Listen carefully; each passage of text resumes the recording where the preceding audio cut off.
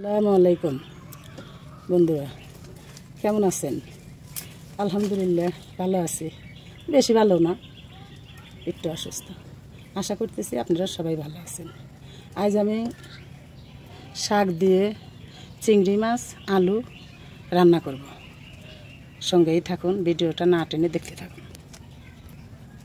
এখন আমি কড়াইয়ের ভিতর তেল দিয়ে দেব।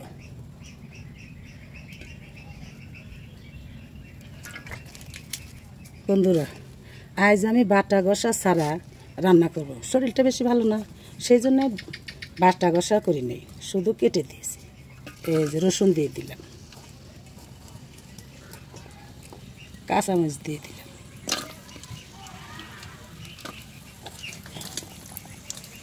পেঁয়াজ কুচি দিয়ে দিলাম,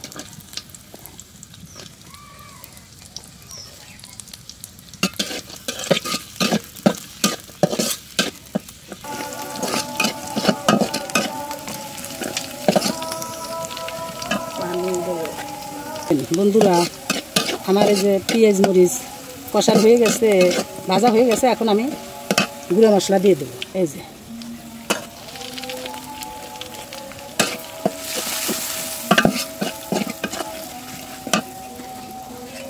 একটু পানি দিয়ে দেবো।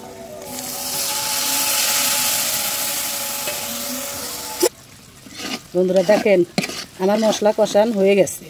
এখন আমি চিংড়ি মাছ দিয়ে দেবো। এই যে চিংড়ি মাছ,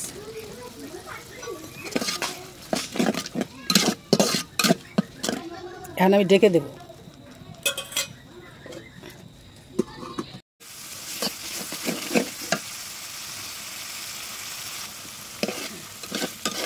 দেখেন বন্ধুরা, এত সুন্দর করে কষিয়ে নিয়েছি। দেখেন, এখন আমি এর ভিতর আলু দিয়ে দেব।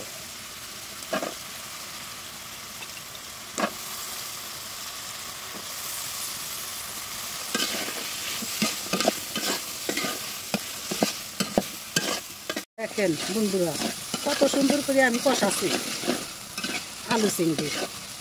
এখন আমি লাউ শাকগুলো দিয়ে দেব।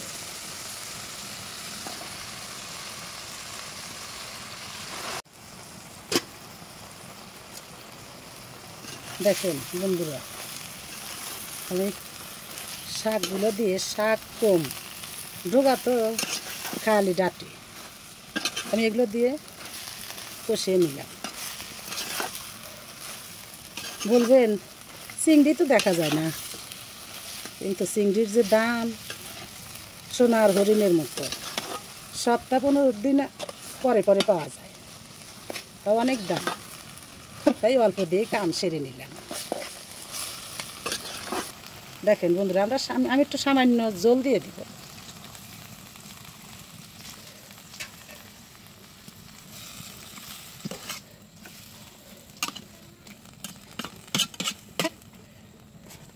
আর একটু দেব।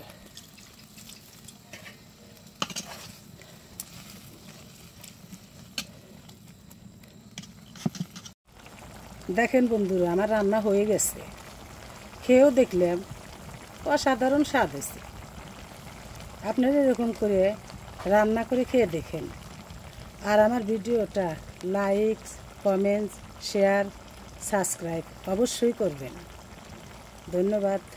ভালো থাকবেন, সুস্থ থাকবেন। আল্লাহ হাফেজ।